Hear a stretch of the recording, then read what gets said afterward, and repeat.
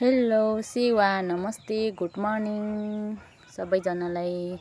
आज चाहिँ हाम्रो यहाँ पथरीमा यस्तो मौसम छ साथीहरू। म चाहिँ बिहानै कुखुरालाई अब पानी दिनु पर्यो भनेर उठेको।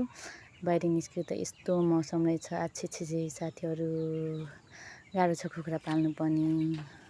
मैले अब भाडाहरू सबै उठाएर एक ठाउँ भेला पार्नुपर्ने हुन्छ साथीहरू। यसरी सबै भेला पार्नुपर्छ एक ठाउँमा। सबै उठाइसकेपछि अब बाहिरी लगेर पानी अघि गासेको छु मैले, धुनुपर्ने हुन्छ साथीहरू। सबै पानी धन्न कलको पानी तातो आउँछ, त्यही भएर सजिलो हुन्छ यहाँ मधेसमा चाहिँ।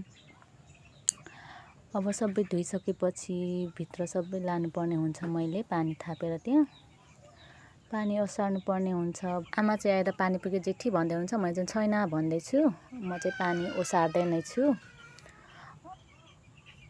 पानी ओसारिसकेपछि मैले भाँडामा सबै पानी लगाइसकेर पनि दिन सुरु गर्दैछु। सानो भाँडामा सजिलो हुन्छ, त्यही भएर अलिक छिटो हुन्छ साथीहरू। यो ठुलो भाँडा चाहिँ अलिक गाह्रो हुन्छ कि। यसरी पानी सबै घोप्टाइदिँदैछु। ठुलो भाँडाको चाहिँ अलिक चर्को हुन्छ, त्यसरी दुईटा मात्रै बोक्दैछु साथीहरू। दुईटा बोकेर लगेर घोप्टाइदिँदैछु। अब चाहिँ लगभग सकिनु आँट्यो।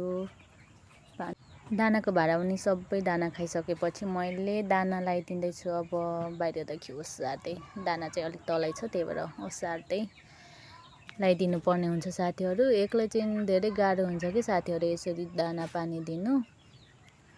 अब लगभग मेरो दाना पानी दिनु पनि सकिँदैछ साथीहरू। अब सबै कुखुराले उठाउनु पर्ने हुन्छ। दाना पानी गरिसकेपछि सबै वरिपरि यसरी उठाउनु पर्ने हुन्छ, नत्र दाना पानी खाइदिँदैन। यो उनीहरू पनि अल्छी गर्छ कि साथीहरू, कुखुराहरू पनि अल्छी हुन्छ भन्छ, त्यही भएर सबै उठाउनु पर्छ।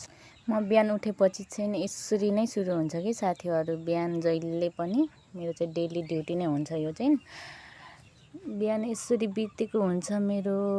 यतिकैमा 7 बजिसकेको हुन्छ कुखुराहरू स्याहार्दै साथीहरू। जाडो मौसममा धेरै गाह्रो छ क्या। यसरी अहिले दिने बित्तिकै चाहिँ यसरी मजाले खाइदिन्छ कि साथीहरू, अल्छी नगरी। मेरो भिडियो कस्तो लाग्यो साथीहरू, हेरेर साथ दिनुहोला।